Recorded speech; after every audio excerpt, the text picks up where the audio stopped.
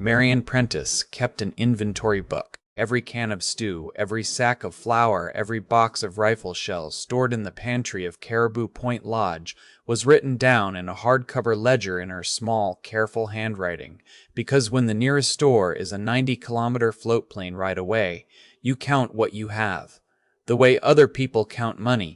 In November of 1996, on a frozen lake in central British Columbia, the numbers in Marion's ledger stopped adding up. A can of condensed milk, a half-pound of coffee, 2 candles, a wool blanket from the guest wing, never much.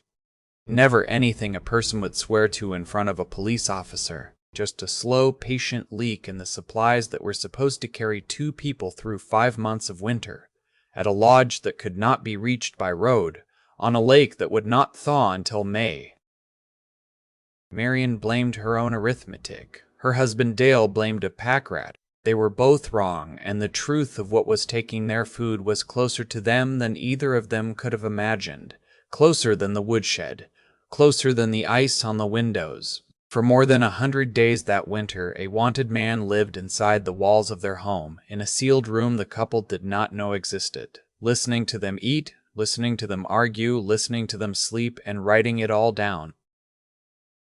This is the story of how the Prentisses found him on the night of February 9, 1997, when a flashlight beam went into a gap behind the pantry shelving and something in the darkness blinked. It is the story of the 9-day pursuit through -30-degree bush country that followed, and it is the story of the one detail in this case that has never let me go, which is this. The Prentisses had a dog, an old yellow Labrador, who slept in the kitchen, 10 feet from that wall, every night of that winter. He never barked once. Before this story is over, you will understand why. Here is what the case file, the court record, and the Prentisses themselves left behind, and what this episode will walk through.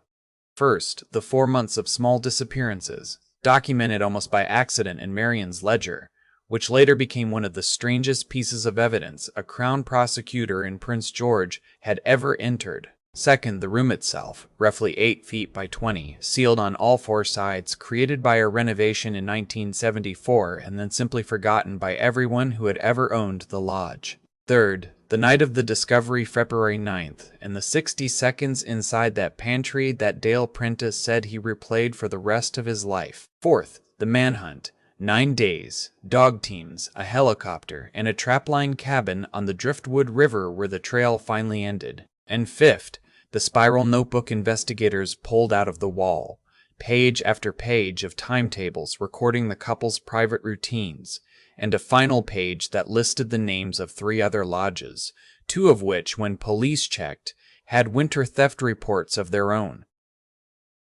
What follows is assembled from the RCMP investigation file, the transcript of the 1997 proceedings in Prince George, and interviews the Prentisses later gave, including one long conversation Marion had with a Vancouver newspaper in 2003.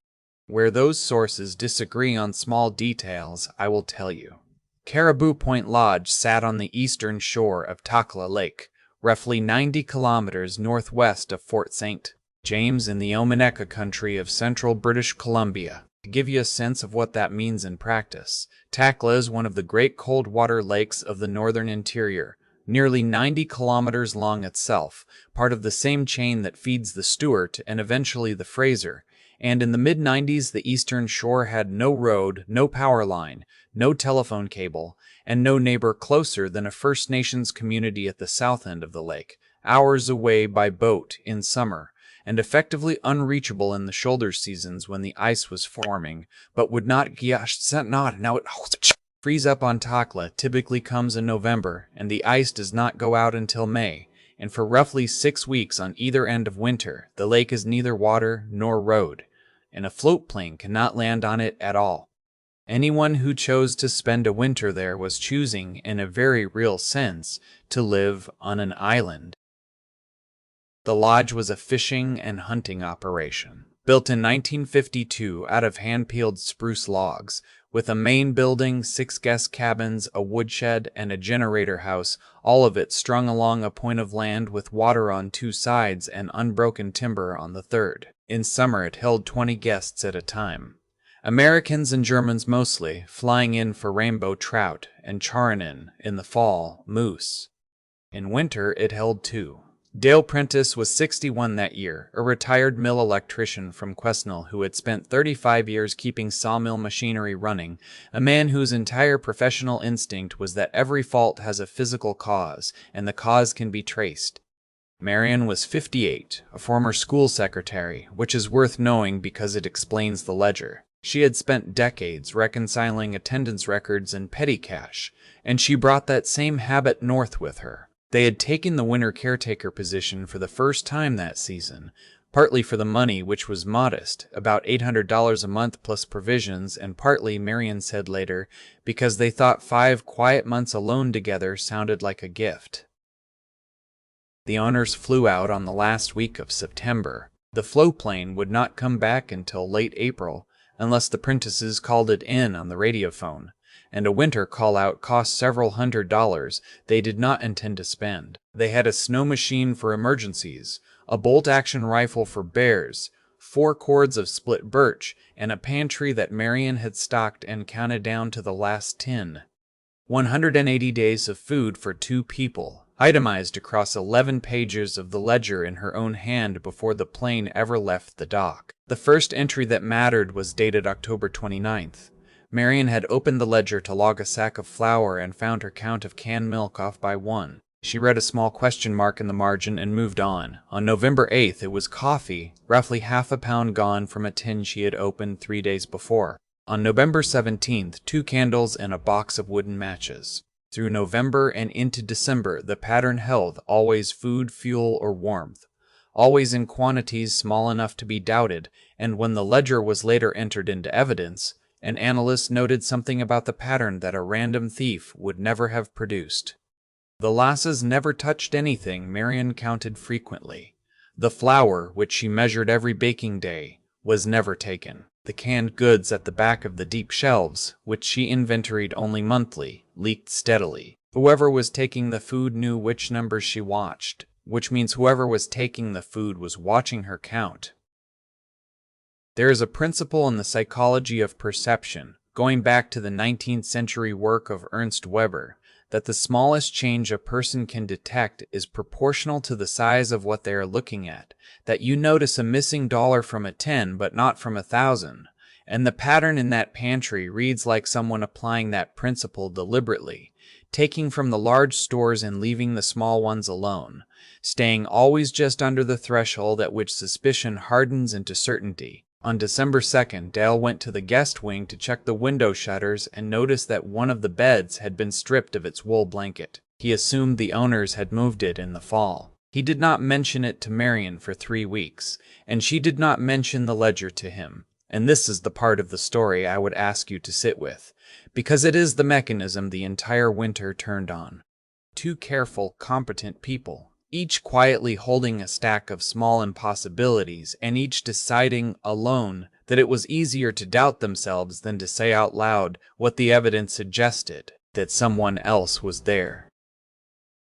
Psychologists who study disaster behavior call the underlying reflex normalcy bias, the mind's strong preference for the explanation that requires nothing to change, and it is the same reflex that keeps people at their desks when the fire alarm sounds, because the cost of believing the alarm feels higher than the cost of doubting it. At Caribou Point, the arithmetic of disbelief was even steeper, because the alternative explanation was not merely alarming, it was structurally impossible. The building was locked. The snow around it held only their own tracks. There was no boat, no road, no plane. To believe the ledger, Marion would have had to believe in a person who left no trace of arriving and no trace of being, and no reasonable adult believes in that. So she doubted her own addition instead, a woman who had balanced a school's books for 20 years, and Dale doubted his own memory of a blanket, and the winter went on. Investigators would later establish that by the first week of November, Wade Arthur Ferris, 29 years old, wanted since June for walking away from a minimum security forestry work camp outside Prince George, where he had been serving a sentence for break-and-enter and assault, had already been inside the walls of Caribou Point Lodge for approximately 3 weeks. His file is worth pausing on because it explains some of what came later. Ferris had grown up partly in bush camps around Mackenzie, had worked seasons as a faller and a trapline helper before his first conviction at 22, and the corrections file from the forestry camp described him with 2 words that his escape made ironic, quiet, and capable. When he walked off the worksite in June of 1996, the assumption was that he would do what nearly every walkaway does: head for a city, stay with someone, get picked up within a month on a routine check. Instead, he went north, into country he knew, and simply vanished from every system that tracks a person and the RCMP. Concluded afterward that he had spent the summer and early fall moving through the Takla and Babine country on foot and by stolen boat, scouting, which is a word I will come back to.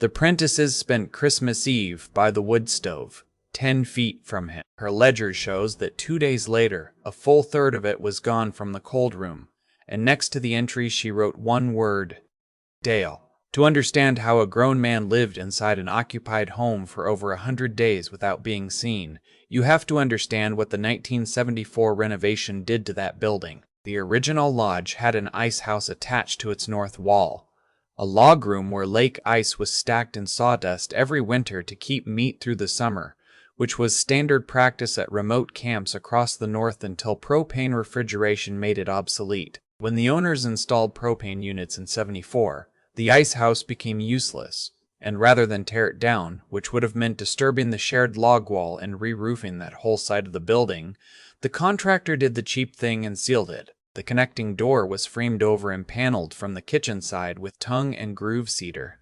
The exterior door was boarded and later buried behind the woodpile. No drawing was updated, no note was left. The lodge changed hands in 1981 and again in 1988, and each new owner inherited a building whose floor plan they took on faith.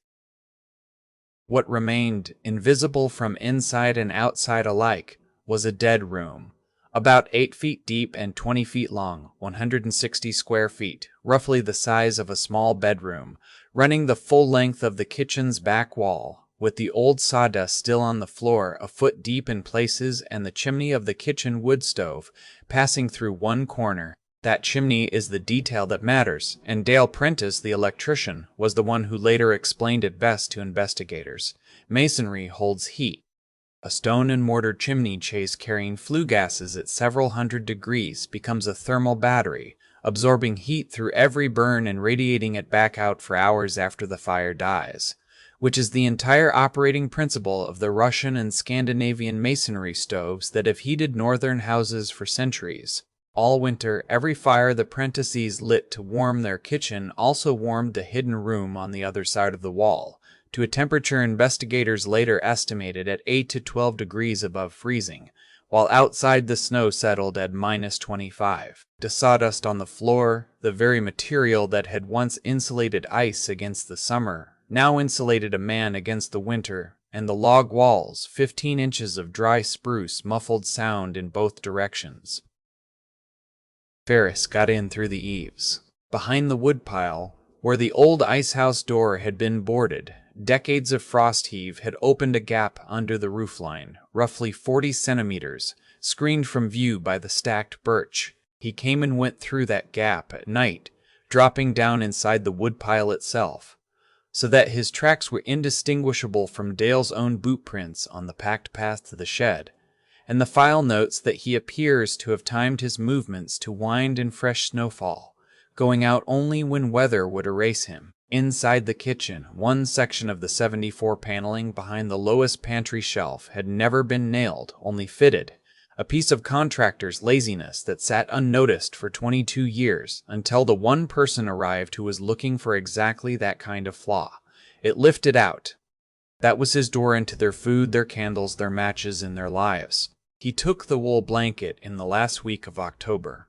He built a nest of sawdust and cardboard against the warm chimney corner, and then, by every physical indication in that room, he settled in to wait out the winter, patient, silent, and 15 inches of log and cedar away from Marion Prentiss's kitchen table.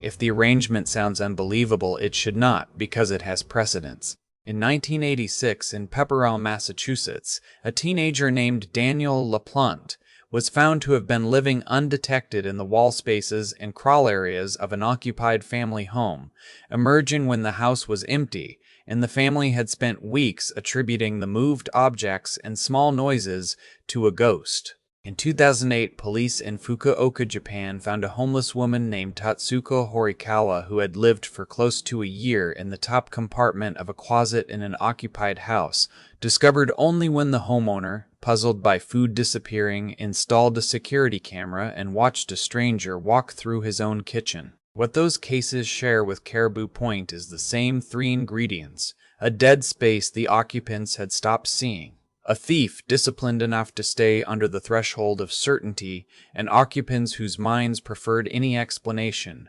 ghosts, pack rats, their own arithmetic, to the true one. 3 incidents that winter came close to ending it early in the file records, all 3. The first was December 14th. Marion dropped a sack of flour in the pantry, swept up most of it in the evening, and left the rest for morning. When she came back at first light, there was a partial boot print and the white dust on the floorboards, heel and half a sole, pointing away from the shelving. Dale wore size 9. The print, later matched by the RCMP to the boots Ferris was arrested in, was a size 11, and the forensic examiner who made the comparison noted that the tread pattern, a lug sole from a brand of work boot, matched nothing either Prentiss owned. That morning, though, standing in a locked building on a frozen lake, Marion did what nearly anyone would do. She had no other print to compare it to, no reason to measure it, and no framework in which a stranger's boot in her pantry was possible. She decided the smear was Dale's, distorted by the sweeping, and she mopped the floor, and in doing so she destroyed what would have been 7 weeks early, the single piece of physical evidence that could not be argued away. The second incident was the 3rd of January, and it was the one that finally broke the silence between the two of them. It was midday. Both Prentisses were in the kitchen, Dale at the table with the radio, Marion at the stove, when from behind the pantry wall came a sound Marion described in her statement and in every interview afterward the same way: a cough. Once, low, muffled, and unmistakably human. There is no ambiguity in a cough. Ice cracking in frozen logs is a sharp report, a gunshot sound that every winter caretaker knows. A martin in a roof scrabbles and thumps. A cough has breath in it. Dale heard it too. He walked the building for an hour with the rifle, checked every cabin, every shutter, the generator house, the shed, and found nothing but their own tracks, because of course he did. The one space he could not check was the one space that did not exist on any version of the building he carried in his head. That evening, for the first time, Marion showed him the ledger, and Dale told her about the blanket, and the two of them sat at the kitchen table with the rifle leaned against the wood box, and tried to build an innocent explanation. A martin in the roof, ice cracking in the logs, sound carrying strangely off the lake, which does happen. Temperature inversions over lake ice can bend sound in ways that make a snow machine 10 kilometers away sound like it is in the yard. They nearly radioed Fort St. James that night, and Marion later said the deciding argument was shame. The picture of a police plane landing on the ice at public expense to investigate a missing can of milk and a noise. The transcript of what Dale said in court is worth quoting exactly. "We talked ourselves out of it," he said, because the alternative was that it was inside, and there was no inside left to check. The third incident was the dog. Buck was 11 that winter, a yellow Labrador with bad hips who slept on a mat by the kitchen stove. Through January, the Prentisses noticed him doing something new. He would lift his head in the evenings and look at the pantry wall. Not growl, not bark, just look, sometimes for a minute at a time, tail moving slowly against the mat. And it is that tail that should have told them everything, because a dog's slow tail at a wall is not fear. It is greeting. Marion took it for age, the way old dogs stare at nothing. The real reason Buck watched that wall, and the reason he never once raised an alarm through 100-some nights, was found later in the notebook. And I will come to it, because in a case full of unsettling details, it is the one that people who worked the file still mention first. February 9th was a Sunday. In the afternoon, the kitchen lights had flickered, and Dale, a mill electrician for 35 years, traced the trouble to a junction behind the pantry wall. In the wiring run, the '74 renovation had buried a loose connection of exactly the kind he had chased through sawmills his whole working life. It is one of the quiet ironies of this case that Ferris was not discovered by suspicion at all. The ledger, the boot print, the cough, none of it drove the discovery. A 60-cent wire connector did. A little after 7 in the evening, with Marion holding the flashlight, he emptied the lowest shelf, put a pry bar to the cedar paneling, and felt it come away in his hands, not splintering the way nailed board comes, but lifting the way a door opens. And Dale said later that his stomach understood what that meant, a full second before his head did, because he had expected to fight that panel, and instead it came to him like something that had been opened 100 times. Behind it was not insulation. Behind it was open darkness and moving air and a smell Dale described as wood smoke, sawdust, an unwashed human being. Marion's flashlight beam went past his shoulder into the gap, across stacked cans, across a folded gray wool blanket, and stopped on a man's face. Awake, upright, perhaps 6 feet away, looking back at them. Nobody spoke. Dale said in court that the whole encounter, from the panel coming loose to the end, lasted less than a minute, and that the detail he could never stop replaying was that the man did not look surprised. Startled people freeze, gasp, throw up their hands. Ferris simply looked at them, Dale said, the way you look at something you have been expecting for a long time, and then he moved. He went away from the light, fast and low, to the far end of the dead room, up into the eave gap he had used all winter, a move he had clearly rehearsed, and out into the dark, in -28 degrees, wearing what he slept in. Dale did not follow, and he was right not to. An armed 61-year-old crawling into a black crawl space after a fleeing stranger is how these stories end, much worse. He put Marion and the dog in the bedroom, wedged the panel back, and got on the radio phone to the RCMP detachment in Fort St. James, and the message logged at 7:41 that evening is in the file in its original wording. There has been a man living inside our house. He has gone into the bush. Send somebody. The pursuit that followed lasted 9 days, and the file lays it out almost hour by hour. Understand the searcher's assumption on night 1, because it shaped everything. A man who runs into the bush at -28 in indoor clothing is, by every rule of survival, a body within hours. Exposed skin freezes in under 30 minutes at that temperature with any wind, and the standard search and rescue expectation was that they were flying out to recover remains within a kilometer of the lodge. Day 1, a police float plane on skis landed on the lake ice at first light with 2 constables and a dog handler. The trail out of the woodpile was clean and fresh, a running stride headed north up the shoreline. Ferris had roughly a 12-hour start, and, as the searchers soon learned, he had not left empty-handed over the course of the winter. A cache was found 2 kilometers up the shore, a stolen packboard holding food, a hatchet, spare clothing, and snowshoes he had taken from a guest cabin in the fall and staged, which told investigators something that changed the tone of the whole operation from recovery to manhunt. He had planned for this night. He had always assumed discovery was possible, had priced it in, and had positioned everything he needed to survive at 2 kilometers from the door he expected to flee through. Day 2, the dog lost the scent where Ferris had walked the open ice in a wind, and this is simple physics. A tracking dog follows the cone of skin cells and bacteria a human body sheds continuously, and on open ice with a crosswind that cone is scoured away in minutes, and Ferris, a former trapline helper, plainly knew it, because the trail showed him choosing the ice precisely where the wind ran hardest. Day 3 and 4, nothing, and falling snow with the search grid expanding and the odds, in the searcher's own assessment, tilting toward finding him in the spring. Day 5. A trapper named Aldo Bergeron radioed that his line cabin on the Driftwood River, 40 kilometers north of the lodge, had been broken into, stove still warm, a rifle and a side of bacon gone, and 40 kilometers in 4 days on snowshoes through unbroken bush at those temperatures is a pace experienced bushman described with reluctant respect. Days 6 and 7, a helicopter out of Smithers gridded the river corridor and found snowshoe tracks crossing a slough.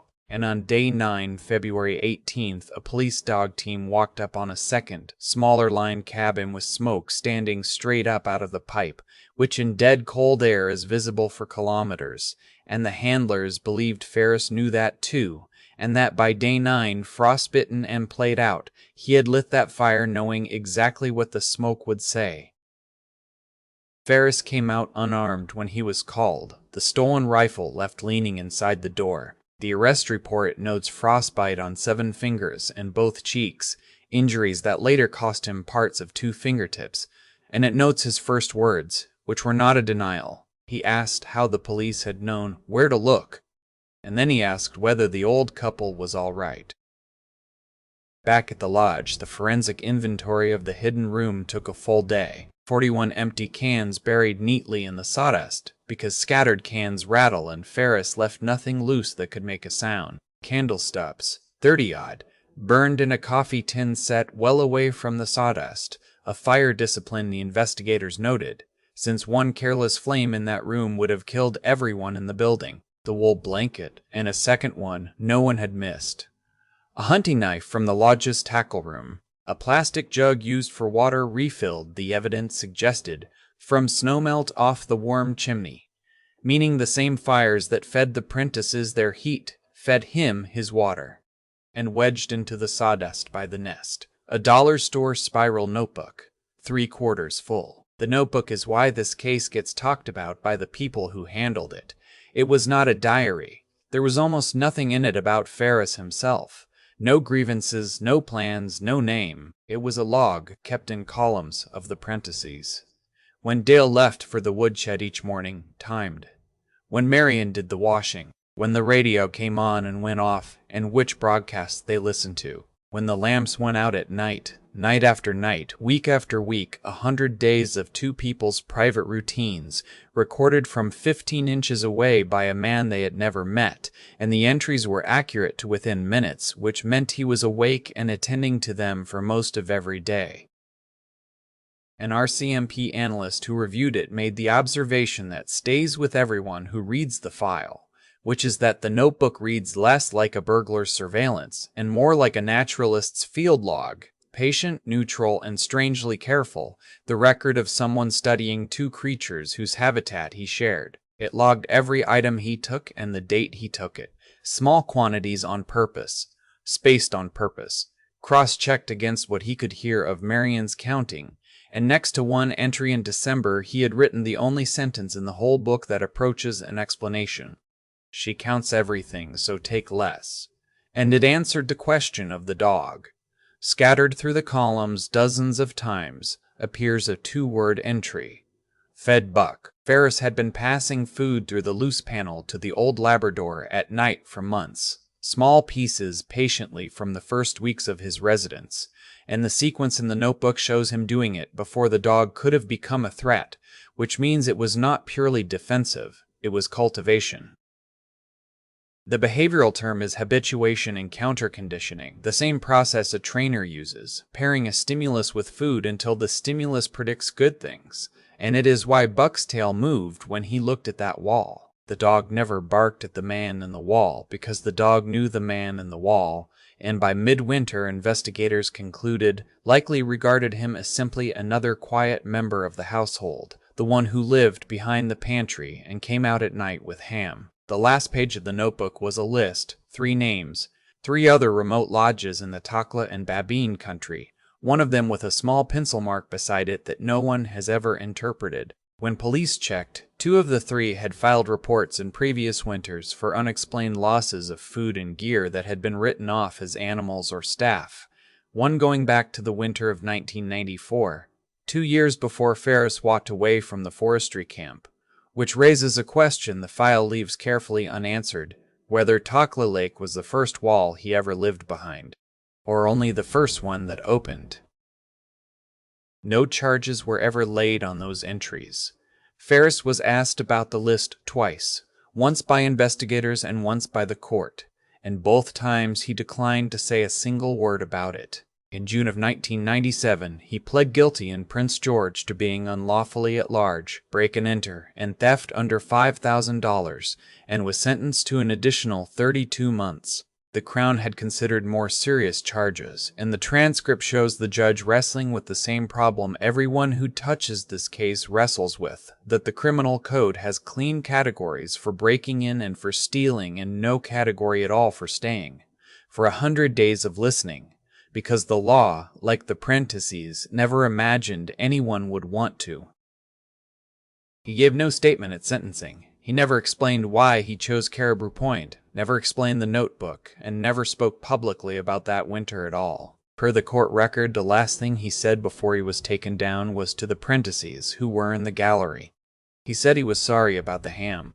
The Prentisses finished their contract. It says something about who they were that they stayed at the lodge through breakup, until the plane came in April, sleeping, Marion admitted, with the pantry shelving screwed shut and the dog in the bedroom, and Dale spending his last weeks doing something the new owners found when they arrived, walking the building with a notepad, mapping every void, every chase, every sealed space in it, until he could account for all of the building's interior, every cubic foot, on paper.